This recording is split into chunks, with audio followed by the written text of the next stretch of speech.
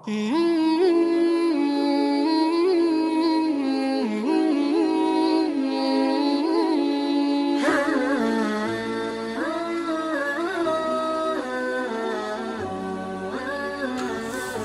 hadis yang menguatkan tentang neraka itu berbicara. Di situ ada urutan 61, maksudnya dari pertama kita belajar bab tentang neraka ini, semoga Allah selamatkan kita darinya, sudah 61 hadis.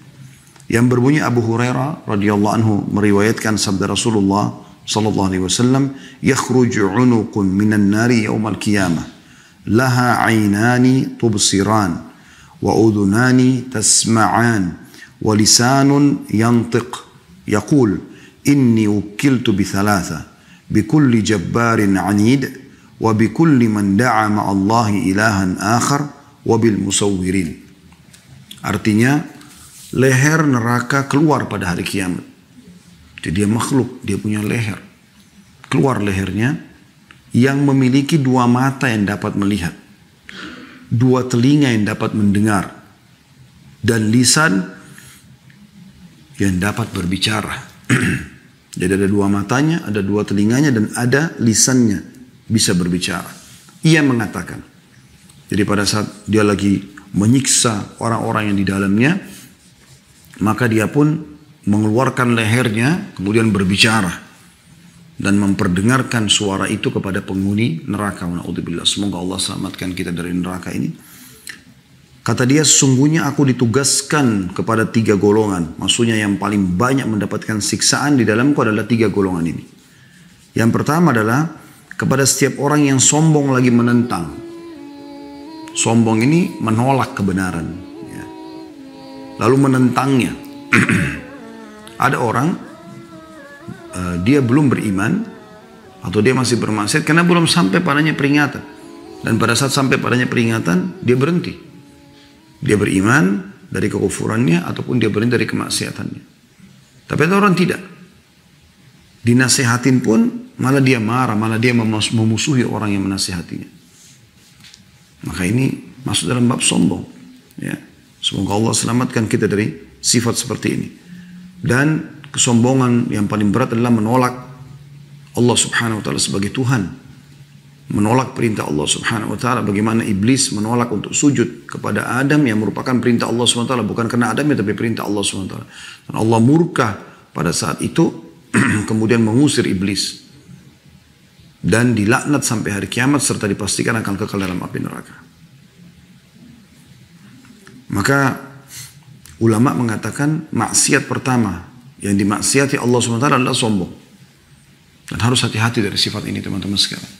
Makanya kata Nabi SAW, tidak akan mencium bau surga. Bukan cuma masuk ke dalam surga. Orang yang dalam hatinya ada seperti biji sawi dari kesombongan.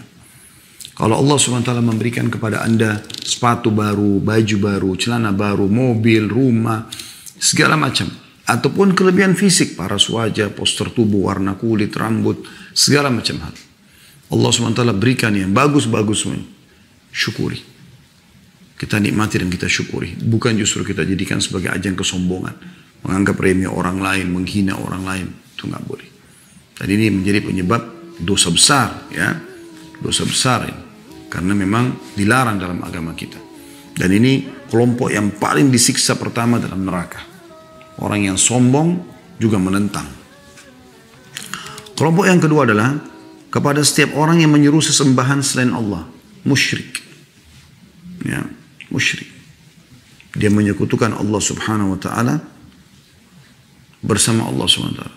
Atau orang memang dasarnya menyembah selain Allah subhanahu wa ta'ala. Seperti orang sembah pohon. Memang dia yakin pohon itu sebagai Tuhannya. Atau patung sebagai Tuhannya. Atau dewa yang dianggap dewa mungkin ini adalah malaikat ataupun jin. Itu semuanya. Jadi orang-orang yang menyembah selain Allah, ini orang yang paling keras siksaannya. Dan yang ketiga adalah kepada para perupa. Dan ini yang perlu digarisbawahi teman-teman sekalian. Ya.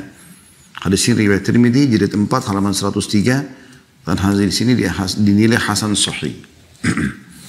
Yang dimaksud dengan perupa di sini adalah orang yang membuat lukisan-lukisan, patung-patung. Ya.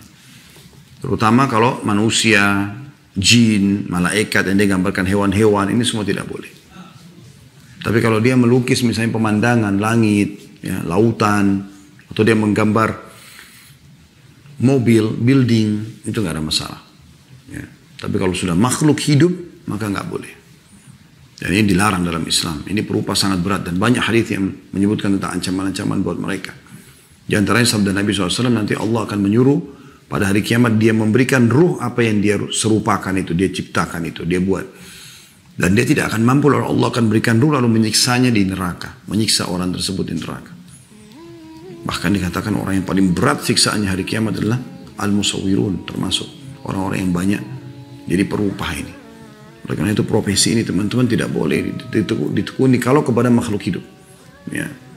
Kakak ipar saya di Surabaya kebetulan jazakallah khair, dia mau berubah. Dulu dia melukis dan memang dia hobi sekali melukis. Masya Allah tangan dia tuh mudah sekali dia untuk melukis. Tapi setelah dia tahu hukum, maka dia mulai mengalihkan lukisan tersebut. Tidak ada makhluk hidupnya, seperti misalnya dia menggambar tentang pasar kuno tahun berapa di Jazirah Arab dulu. Ada bukunya gitu, di situ ada gambaran seseorang yang sedang menjual jeruk di pinggir jalan gitu dengan tendanya. Maka waktu dia tanya saya bilang dihilangkan saja orangnya. Kalau rumahnya, tendanya, buah jeruknya nggak ada masalah. Maka dia lakukan. Dan alhamdulillah tidak menghilangi, tidak mengurangi seni yang ada sebenarnya. Ya. Nah, orang menyerupai makhluk ini bahaya sekali. Baik Anda yang melakukannya atau Anda membelinya saja. Ya, ada orang subhanallah rumahnya penuh dengan patung-patung. Kata Nabi SAW dalam hadis lain, rumah yang ada anjingnya dan patungnya tidak akan dimasuki oleh malaikat. Kalau tidak masuk malaikat berarti penuh dengan syaitan. Ya, penuh dengan syaitan. Ada seorang jemaah saya tinggal di Bintaro. Beberapa waktu lalu sempat umroh bersama kami. Pada saat saya jelaskan tentang masalah ini, dia sempat mengatakan, saya sudah coba terapkan itu saat saya beli rumah yang cukup besar dan itu banyak patungnya gitu. Nah, pada saat patung itu mau dihancurkan itu sering mimpi buruk lah, apalah segala macam hal gitu. Karena memang syaitan tidak mau gitu kan, itu dikeluarkan dari rumah. Tapi dia tetap berazam karena dia sudah paham sunnah. Alhamdulillah dihancurkan dengan tukang. Atau oleh tukang, alhamdulillah akhirnya rumahnya lebih tenang sekarang.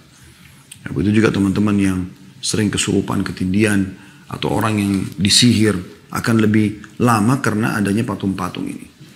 Oleh karena itu dihilangkan. Ada juga pernah jemaah kami di Kemang, ya, jazakumullah khairan, di kolam renangnya itu ada gambar ikan, patung ikan untuk air mancur. Maka saya bahasakan, ini jangan dipanggil tukang. Air mancurnya tetap ada, tapi dihapus ikan itu. Dibuatlah hanya seperti corong saja keluar air mancur itu, dan tidak mengurangi dari estetika ataupun seninya gitu kan. Karena yang kita tinggalkan yang diharamkan saya dalam agama, yang dibolehkan tidak masalah. Maka ini contoh-contoh saja gitu kan.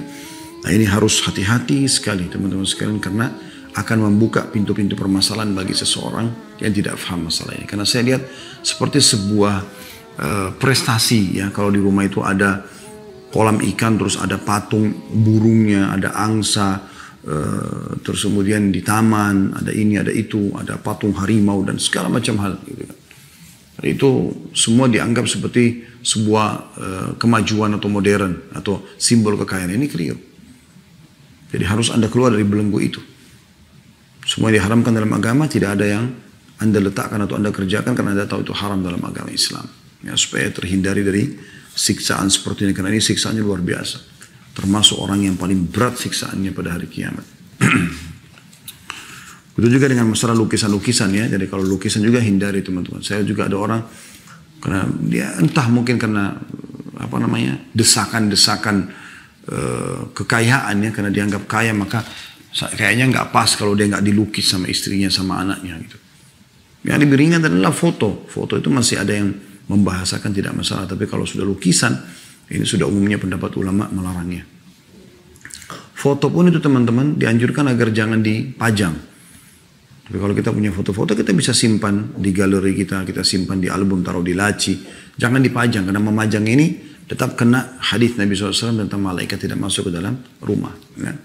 Dan teman-teman yang sedang terapi agar sembuh dari penyakit ain, ya, kalau ada mata panas atau hasad yang mengenai dia sering sakit tiba-tiba ribut rumah tangganya tanpa sebab. Yang kata Nabi SAW penyakit ain itu mata panasnya orang itu benar terjadi. Bahkan bisa membuat manusia masuk ke dalam kuburan dan unta masuk ke kuali. Dalam riwayat lain, mayoritas umatku meninggal disebabkan karena ain. Atau dia berobat dari sihir.